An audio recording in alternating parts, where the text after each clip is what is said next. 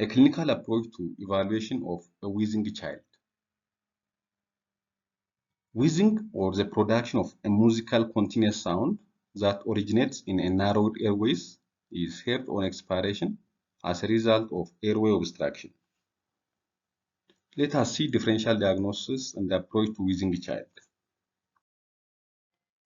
Wheezing is a high-pitched musical whistling sound primarily heard during expiration.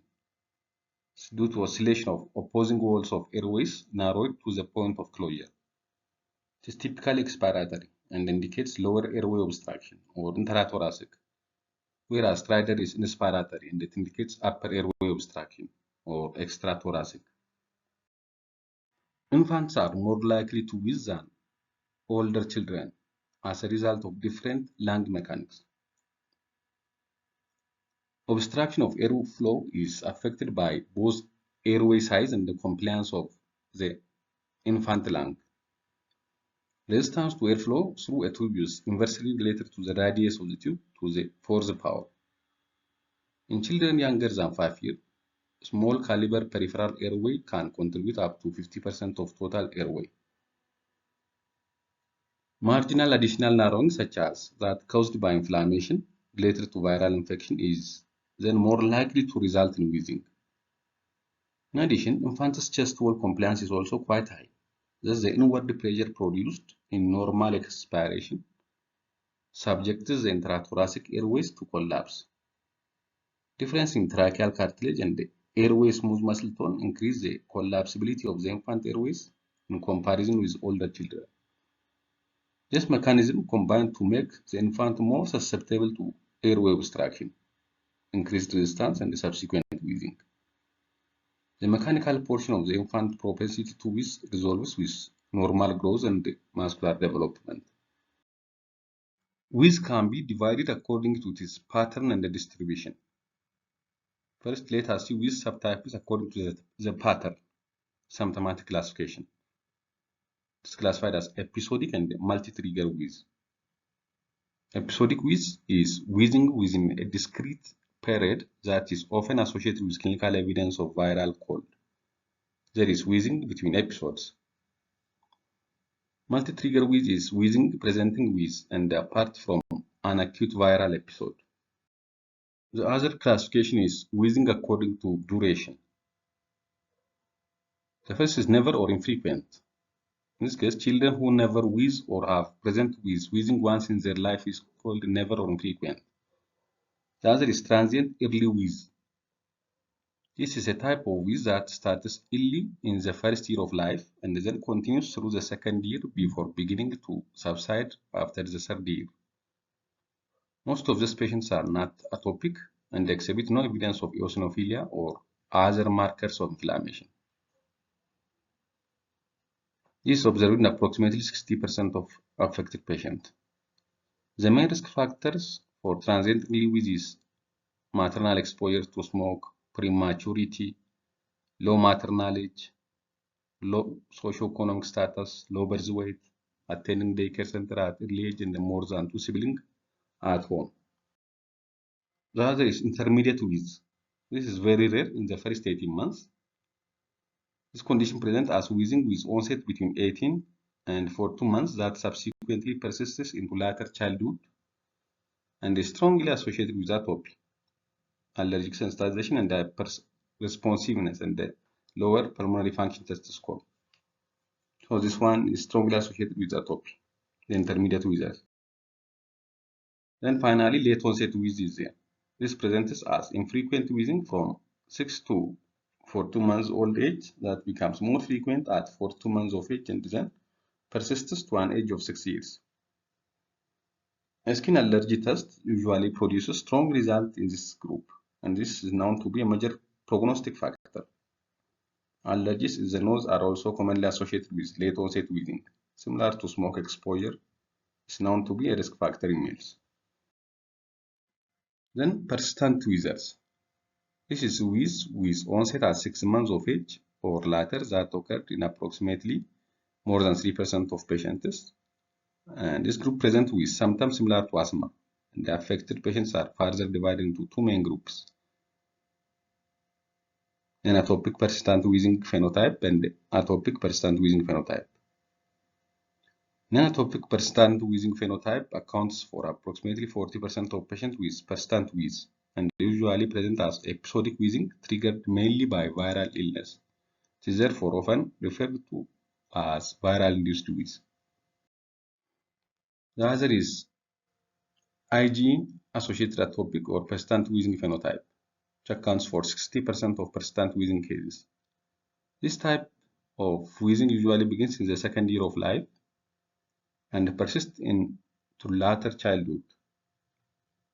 The risk factors in this subgroup include male sex, house dust mites, family history of asthma, family history of atopic dermatitis, eosinophilia in the first year of life, and early sensitization to food and air allergens. Although wheezing in infants most frequently results from inflammation due to acute viral infection, there are many potential causes of wheezing. So let us see most common differential diagnosis of wheezing based on age, based on duration, and based on location. As an example, wheezing in preschool can be acute or chronic. If it is acute and unilateral, high likely it is foreign body aspiration, the patient needs rigid bronchoscope. But if it is bilateral and acute, asthma, bronchiolitis can be the cause. So chest X-ray, blood exam, the spirometry, and other clinical evidence are important. Wheezing in a preschooler that is chronic can be unilateral or bilateral. Chronic unilateral wheezing in preschool can be from vascular ring, bronchial stenosis, granuloma, tuberculoma. And bilateral chronic wheezing in preschool can be from asthma, cystic fibrosis, aspiration, tuberculoma. So it needs investigation accordingly. When we see them based on age of the child, common cause of wheezing in less than 6 months is bronchiolitis, the gastroesophageal reflex. And common cause of wheezing in children between 6 months to 2 years is bronchiolitis and the foreign body aspiration. And from 2 to 5 years, the most common cause of wheezing is asthma, followed by foreign body aspiration. Asthma is a recurrent, reversible airway obstruction, often has family history of atopy. Bronchiolitis is common in children less than 2 years, primarily caused by RSV, respiratory syncytial virus, and present with upper respiratory symptoms followed by lower respiratory symptoms and wheeze. Viral-induced wheeze is episodic wheezing triggered by viral infection without the chronic feature of asthma. Sometimes pneumonia or bronchiolitis can cause wheezing, which is catarrh. Anatomic or congenital cause of recurrent or persistent wheezing include laryngomalacia or tracheomalacia, which is airway softening, often positional wheezing. Vascular ring is congenital anomaly which comprise or compressing the trachea, and the bronchopulmonary dysplasia is cause of wheezing in those that has history of prematurity and supplemental oxygen for long time. Critical and emergency differentials. Wheezing that is emergency. The first is foreign body aspiration. Sudden onset of wheezing, choking, focal or monophasic wheezing suggests foreign body aspiration. If wheezing is associated with hives, swelling, or hypotension, it can be anaphylaxis. Cardiac asthma presents with cardiomegaly or murmurs in addition to wheezing. Chronic and systemic cause of wheezing include gastroesophageal reflex. It is associated with feeding, vomiting, and nocturnal symptoms. If the child is having wheezing with recurrent infection, failure to thrive, and greasy stools, it can be cystic fibrosis. And wheezing associated with frequent or severe respiratory infection may show immunodeficiency. So when we evaluate a wheezing child, first we should have to take thorough history and do physical examination. We should have to check age of onset, whether it is sudden or gradual, triggering things such as viral or allergen, and the family history of atopy. And on physical examination, you should have to check whether it is monophonic or polyphonic. It is fixed single pitch suggests localized obstruction like a foreign body, whereas multiple pitch typically of diffuse process like asthma, is polyphonic. Wheeze is often clinically diagnosed as requiring no further tests. But patients who continue to have recurrent or persistent wheeze should be investigated by, for example, chest X-ray, which are mainly used to identify structural anomalies or other underlying conditions such as foreign body aspiration. Chest CT scan can be used to determine whether persistent abnormal chest X-ray results or symptoms persist despite therapies.